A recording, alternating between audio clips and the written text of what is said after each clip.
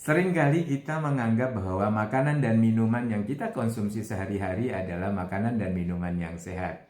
Ingat, di dalamnya ada gula yang tersembunyi yang tanpa sadar akan mengantarkan kita pada kerusakan tubuh dan kesehatan kita. Buah tidak selalu manis, akan tetapi di dalamnya mengandung gula tersembunyi. Tonton terus video ini hingga akhir agar kita memperoleh informasi tentang makanan dan minuman yang mengandung gula tersembunyi. Assalamualaikum warahmatullahi wabarakatuh. Salam jumpa sahabat. Jumpa lagi dengan saya yang telah 8 tahun dengan lifestyle low carbo sugar free. Lifestylemu kali ini ingin sharing tentang makanan dan minuman yang mengandungi gula tersembunyi yang mengantarkan pada kerusakan tubuh dan kesehatan kita. So, jangan lupa untuk mendapatkan video-video terbaru dari saya untuk melakukan subscribe dan memencet lonceng yang ada di atas. Sahabat-sahabat yang berbahagia, kadang di dalam keseharian kita tidak pernah berpikir bahwa apa yang kita makan dan kita minum itu mengandungi gula dan mengancam kehidupan kita. Nah, berikut adalah beberapa makanan yang umum kita klaim sebagai makanan sehat. Dalam kehidupan kita sehari-hari, kita sering menganggap bahwa buah dan sayur adalah makanan sehat karena bersumber dari alam langsung tanpa ada intervensi kimiawi atau pabrik. Sehingga kita kadang menyaksikan banyak orang mengkonsumsi buah dan sayur ini lebih banyak porsinya daripada yang lain. Lebih memilih buah dan sayuran daripada makanan-makanan olahan lainnya. Mungkin sekali-sekali kita perlu melihat data yang disodorkan oleh para peneliti kita tentang kandungan gula di dalam buah dan sayuran yang kita konsumsi sehari-hari.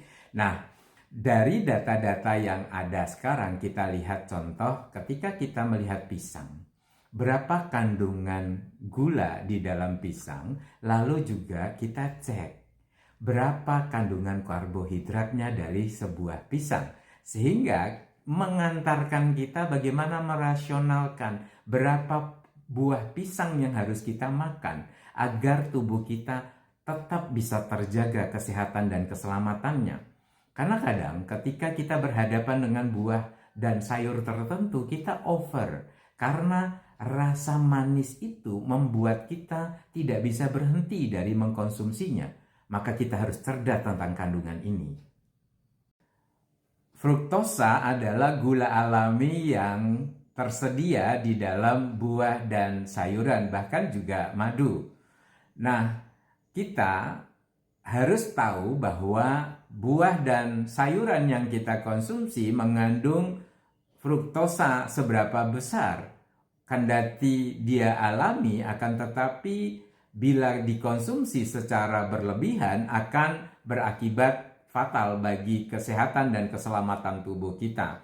Maka kita cek, berusaha untuk mencari komoditi yang akan kita konsumsi seberapa besar kandungan fruktosanya atau gulanya.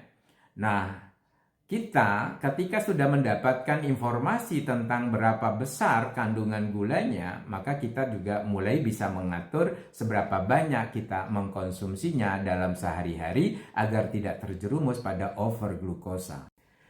Setelah kita mampu mengidentifikasi kandungan fruktosa atau gula di dalam buah dan sayuran, kita juga sekarang mulai cerdas juga bagaimana proses pengolahan buah dan sayur tersebut. Untuk buah kita sering tadi ada jus lalu kita intervensi dengan gula langsung ya. Gula langsung kita tambahkan, bahkan juga ada sirup kita tambahkan dalam jus kita. Artinya kita menambah porsi gulanya. Kemudian ada sayur yang diolah dengan menggunakan ya bisa kecap, bisa saus, atau juga ada tambahan karbo seperti ada tepung maizena atau juga tepung-tepung, ada yang menggunakan tepung terigu ataupun juga tepung beras. Ini artinya kita menambah kuantitas dari gula yang masuk di dalam tubuh kita.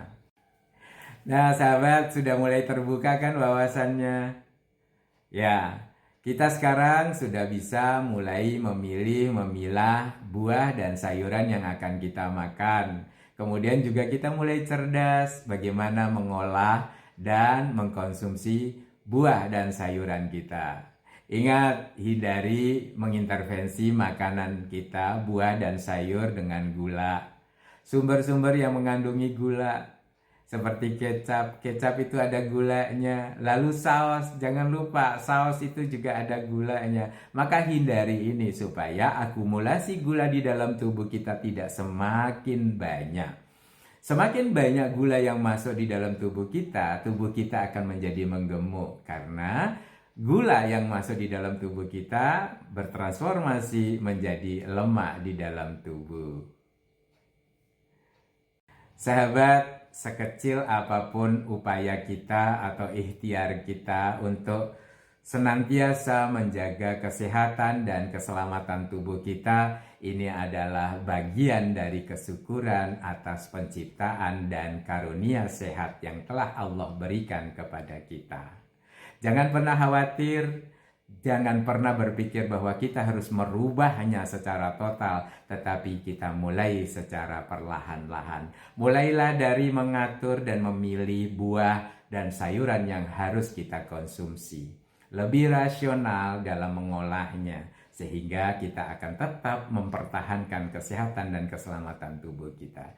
Sahabat, bila video ini memberikan manfaat, jangan lupa like, komen, dan share-nya, sehingga video ini bisa memberikan manfaat lebih banyak kepada banyak orang. Assalamualaikum warahmatullahi wabarakatuh.